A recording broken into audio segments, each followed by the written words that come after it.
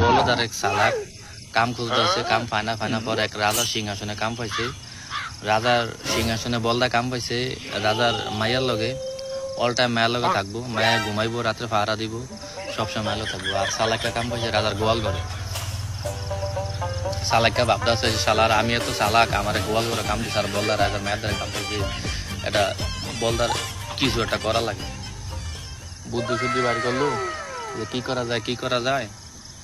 এখন বলদারে শিক্ষা দিল তুই রাতে দরজা করে খোলা রাখবি, আর রাজার গালে মায়ের গালে পিন দিয়ে দুটা গুতা মারা মাত্রই সাপকে সিল্লে উঠবি, আমি আয়া বিষ্ণাম, তুই কবি আমার বন্ধু ওজা সবাই আমার ডাইকে আমি বিষ্ণাম, যেই কথা সেই কাজ। বলদা রাত্রে মায়ের গালে দিছে গুতা পিন দিয়ে, গুতা দেওয়ার পরে কইতাছে যে আমার বন্ধু সাপকে সিল্লে সবাই আইসা করে আমার বন্ধু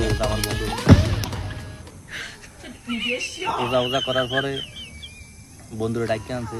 আইনা বন্ধু মনে করেন উদ্দেশ্য হলো গাল চুষবো, গাল চষবো, সুসা বিষ্ণা মারবো, যাক যে কথা আইলো ডাইকে আনলো, আইনা ইন্ডিয়া গুটার দিয়া বন্ধুরা ডাইকা বিষ্ণা বন্ধু সুসার বিষ্ণা, তার উদ্দেশ্য পূর্ণ হয়েছে।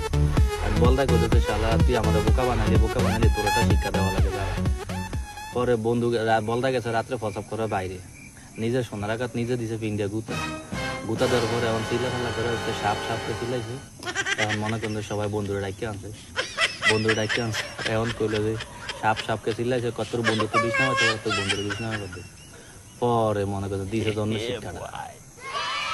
শিক্ষা দিছে এমনি তো সুসা বিষ্ণামা সোনার আঘাত গুতা এখন বলতা কইতাছে শালা তুই আমার এমন বোকা বানাইছস, আজ দেখ তোর আমি বোকা বানালাম। এখন অতি চালাকের গলায় ধরি কথা সেইটা।